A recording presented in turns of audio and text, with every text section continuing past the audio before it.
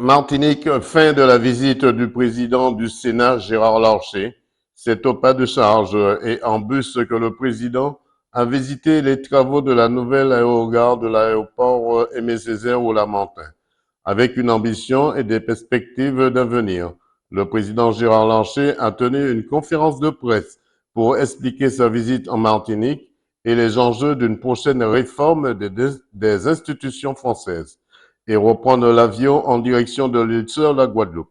Reportage Daniel Diaz, Martinique. Qui m'accompagnait, du président de la délégation aux Outre-mer du Sénat, deux membres de la délégation, Madame Gisèle Jourda et Monsieur le rapporteur, je dis toujours, en parlant de Mathieu Darnaud, d'un futur texte important qui portera sur la décentralisation. Et puis, naturellement, nos deux collègues de la Martinique qui nous ont accompagnés tout au long de ce déplacement, qui a été quoi? Pourquoi nous sommes venus? Parce que je pense que c'est uniquement en se rendant sur place qu'on comprend complètement les attentes, en rencontrant les élus, en rencontrant les acteurs socio-économiques. Et vraiment, ça a été notre démarche au cours de ces 2 journées sur le terrain. Alors, si je résume les points que nous avons abordés, et peut-être presque dans l'ordre chronologique de l'examen, auprès du Conseil territorial, du Conseil exécutif, nous avons abordé des sujets aussi importants que les sujets, j'allais dire, de l'évolution des statuts, et des statuts dans l'esprit de l'appel de Fort-de-France pour les collectivités ultramarines. Et nous l'avons abordé, et ça s'appelle la déconcentration pour l'État, et ça s'appelle la différenciation, en fait, pour les élus. Et ce sujet de différenciation, nous l'avons abordé en écoutant les propositions qui étaient faites, sachant que nous aurons des propositions venant d'autres collectivités. Et sachant que le sujet de la différenciation n'est pas qu'un sujet pour les Outre-mer, c'est un sujet pour l'ensemble de notre pays. En effet, nous pensons, et le président de la République l'a dit, donc je pense qu'on va le faire, que nous devons engager une grande loi de décentralisation qui permette de retrouver plus de proximité.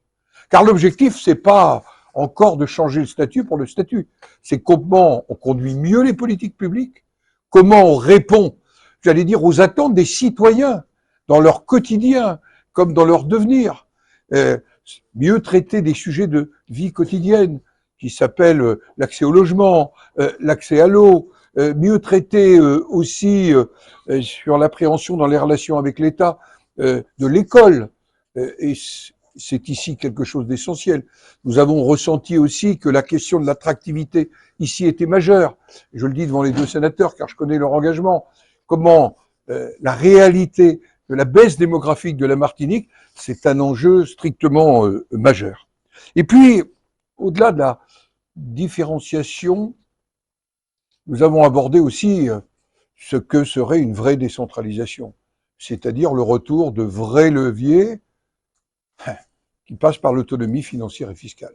Car s'il n'y a pas de vrais leviers entre les mains des élus, il n'y aura pas réellement de décentralisation. Mais nous avons parlé aussi avec les élus de la vie quotidienne de leur mairie. Hier soir, avec les élus, nous avons parlé à la fois des difficultés financières des collectivités locales, d'une nécessaire évolution de l'urbanisme sur des choses très techniques, qui s'appellent la CDPNAF par exemple. Les élus nous ont dit, mais il faut qu'on retrouve un espace de liberté. Mais ils me disent la même chose dans les Yvelines à Rambouillet, où ils me disent la même chose, j'en suis certain, en Ardèche ou dans l'Aude, ces élus-là. Donc, c'est le second point. Et puis, nous avons été à la rencontre des forces de sécurité sur la priorité notamment de la lutte contre la drogue et du trafic d'armes. Ce matin, nous y avons consacré un long moment. Puis je dois dire que nous avons une rencontre avec le maire de Fort-de-France autour des questions, bien sûr, comme avec les élus la veille, financières, mais aussi sur des sujets essentiels comme le logement, les mobilités, qui sont manifestement une réponse en attente. On voit bien que la question de la mobilité est un sujet essentiel dans le quotidien des citoyens ici de Martinique. Puis nous avons rencontré l'ensemble des acteurs économiques. Et je dois dire, nous avons vu des acteurs qui avaient confiance en l'avenir, qui étaient des gens qui s'engageaient, qui investissaient. Certes, ils nous ont soulevé un certain nombre d'interrogations, mais à chaque fois avec des propositions positives. On sait que derrière le Covid, il y a par exemple le sujet du remboursement des PGE et peut-être les transformer en prêts participatifs. C'est une proposition qui nous a été faite. Le président de la Chambre de commerce et d'industrie nous a aussi parlé de simplification, notamment dans l'inscription des entreprises. Nous avons eu des propositions qui, je pense, pour la commission des affaires économiques du Sénat et pour la délégation aux Outre-mer, et je leur ai fait une proposition que par les deux sénateurs, eh bien, ils nous transmettent sans délai les propositions parce que nous avons un agenda. Nous avons un agenda parce qu'en mai, le président Artano et Mathieu Darnaud, eh bien, ils feront un rapport devant le groupe décentralisation et liberté locale et que ça sera la base des propositions du Sénat. Enfin, j'ai voulu rendre un hommage à une jeune Martiniquaise qui a donné sa vie pour la sécurité de nos concitoyens, Clarissa Jean-Philippe. Certes, elle était de Sainte-Marie, mais elle habitait dans le département dont je suis aussi l'élu, c'est-à-dire dans la circonscription sénatoriale qui est la mienne, à Carrières-sous-Poissy.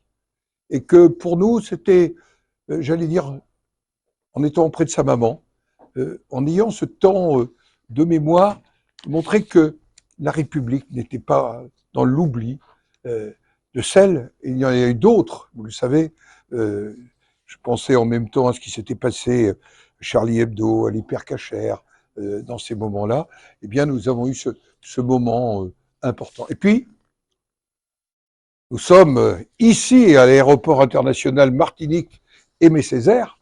Nous avons vu avec le président les projets avec des objectifs à la fois ambitieux en termes de passagers, mais des objectifs aussi ambitieux en termes, j'allais dire, de développement durable, de maîtrise du carbone, des enjeux forts.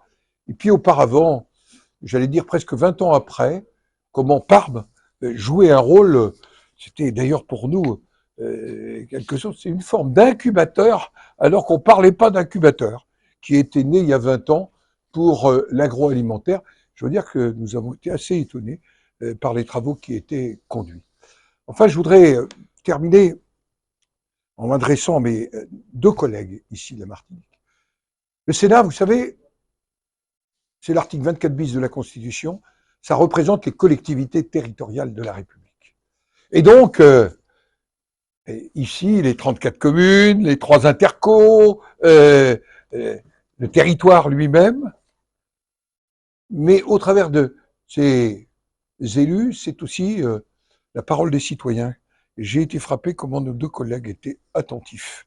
Attentifs à être pas simplement, j'allais dire, des législateurs, ce qu'ils sont, des acteurs du contrôle de la République, mais qu'ils étaient aussi ceux qui portaient les préoccupations des citoyens quand nous avons parlé jeunesse, quand nous avons parlé école, quand nous avons parlé aussi solidarité. Et je repars avec la préoccupation du versement de la caisse de retraite. Je dois vous dire, puisque c'est un sujet de débat que nous allons avoir, je ne pourrais pas ne pas tenir compte de ce que le préfet m'a transmis et les élus comme préoccupation. Je ne vous cache pas que j'adresserai directement à la Première ministre cette préoccupation, parce qu'on peut avoir des grands débats sur les retraites, encore faut-il qu'elles puissent être versées en temps auprès de gens qui en ont le plus besoin. Donc, je voulais vraiment remercier mes deux collègues pour tout ça. Et ils ont été des guides formidables. Ils nous ont permis de comprendre des choses. En tous les cas, moi de les comprendre. Peut-être que mes 3 autres collègues avaient tout compris. Mais moi, ils m'ont aidé à comprendre. Et puis, nous avons été accueillis d'une manière extrêmement sympathique. Je le redis parce que demain, dans la différenciation, il y a quelque chose d'essentiel. C'est permettre à chaque territoire, y compris, je le dis, dans l'Hexagone, est-ce qu'on gère mon département, les Yvelines, comme le département de l'Ariège, par exemple. Mais en même temps, il y a l'unité de la République, et il y a les valeurs républicaines, et l'humanisme de la République. Et c'est ce que je rappelais, y compris devant ceux qui, ici, assurent des fonctions régaliennes, qu'ils soient militaires, qu'ils soient gendarmes, qu'ils soient policiers. Quelque part, ils sont les défenseurs d'un état de droit et ils sont les défenseurs des valeurs de la République. Voilà pourquoi je pense que nous devons nous adapter aux réalités, aux identités, aux initiatives, permettre plus de liberté, mais jamais oublier les valeurs universelles de la République. Monsieur le Préfet, une réaction sur la visite du président du Sénat. C'était c'était une visite attendue, je crois, par les élus. Ils ont pu échanger sur tous les enjeux liés aux prochaines réformes. C'est les enjeux sur lesquels ils travaillent, les élus travaillent pour apporter des solutions aux interrogations, aux questions que se posent les Martiniquais par rapport aux enjeux de développement, de coopération régionale, d'évolution des institutions, de décentralisation, de responsabilisation, de reconnaissance du droit à la différenciation. Tous ces enjeux ont été évoqués par le président du Sénat, Gérard Larcher, au cours de ces 2 jours, et je pense avec une extrême liberté de ton, une grande fluidité dans les échanges, que ce soit avec le président de la collectivité territoriale, avec le président du conseil exécutif, avec le maire de Fort-de-France. Après cet après-midi, vous savez qu'il s'est rendu rendre un hommage à Clarissa Jean-Philippe. Je m'étais moi-même rendu pour l'anniversaire de ce terrible attentat. Et je comprends l'émotion dont il m'a fait part dans le véhicule après quand nous avons échangé sur cette séquence. On voit que c'est un homme de communication. C'est un homme de conviction. Catherine Coconne, 2 mots sur la venue du président du Sénat. Très bonne visite. Je pense que le président a voulu entendre, écouter ce qui se disait. Il a été très attentif à tout ce qui s'est dit par les milieux économiques, par les milieux politiques. Il a vu des choses positives aussi. J'y tenais, montrer que la Martinique fait de la recherche autour du PAM, qu'il y a des choses qui progressent et pas seulement des problèmes et des points négatifs. Il faut penser demain. Donc pour moi, ça a été une très bonne visite. Et puis il a mis en place des calendriers de travail, aussi bien sur la partie politique que sur la partie économique. Donc on a un champ de possibles qui s'ouvre et peut-être plus d'écho, plus de poids dans l'hémicycle, car mieux entendu, mieux compris. Quand on a vu, quand on a échangé avec les gens sur le terrain, on n'est plus aussi profane qu'avant. Donc je pense qu'on aura des soutiens inestimables à partir de maintenant. On l'a vu en fin de matinée à la place Clarissa, avec beaucoup d'émotion vers la famille. Oui. Une réaction dessus? Oui, tout à fait. Et en plus, Clarissa Jean-Philippe habitait son département, donc dans les Yvelines, donc il la connaissait, il a été de tous les moments d'hommage jusqu'à récemment encore. Et c'est un moment d'émotion qu'elle tenait. C'est quelqu'un de très humain, qui privilégie beaucoup les relations humaines, ce qui fait qu'au Sénat, il y a une ambiance de travail extrêmement cordiale, qui n'est pas tendue, pas clivante, et c'est intéressant de travailler là. Monsieur le Président, 2 mots sur la venue du président du Sénat ici à l'aéroport, vous visitez. Bien, le président du Sénat, effectivement, nous a fait l'honneur de venir donc voir l'aéroport et être sensibilisé donc au projet de développement de l'aéroport, de connaître notre stratégie en matière donc d'évolution de l'activité sous l'aéroport, et puis visiter le chantier actuel d'extension de l'aérogare. Donc, je pense qu'il a été sensible à ce que cet aéroport est un outil extrêmement important et indispensable pour le développement économique du pays, et notamment le développement touristique, mais pas que, puisque nous travaillons au développement du transport passager, à l'ouverture donc de la Martinique au monde. C'est notre ambition, notre slogan, mais c'est aussi notre ambition, c'est de permettre aux Martiniquais d'aller là où ils veulent et quand ils veulent.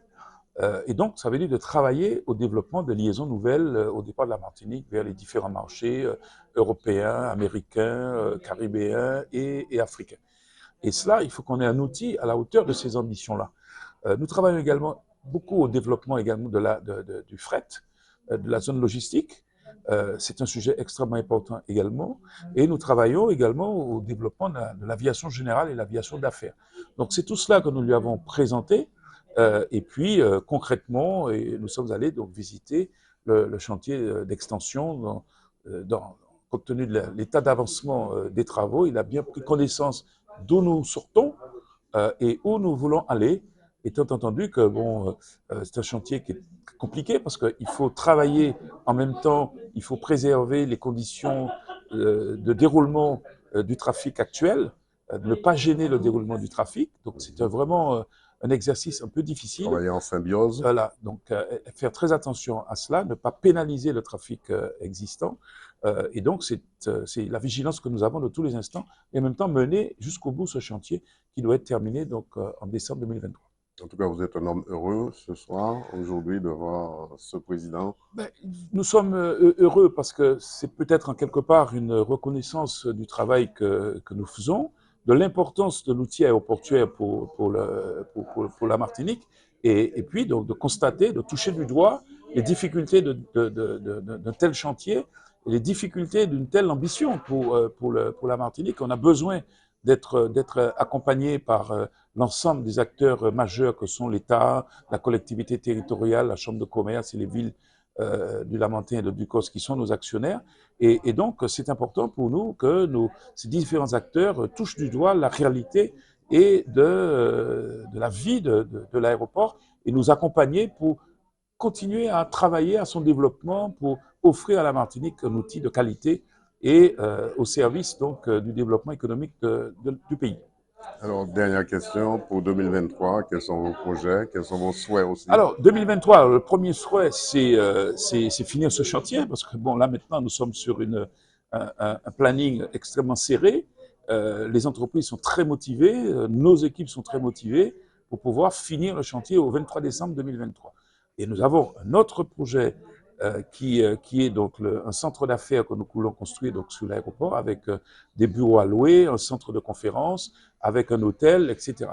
Et puis en même temps, continuer à œuvrer au développement. Nous avons un vrai projet stratégique pour les années 2023-2027 qui consistera à avoir un aéroport vert, donc une vraie stratégie en termes de développement durable, ce qu'on appelle aujourd'hui les smart airports, c'est-à-dire donc avec la digitalisation de nos équipements, avec la multiplication des bornes libre service, le dépôt automatique de bagages, le développement du Wi-Fi dans l'aéroport, l'utilisation de l'Internet, etc.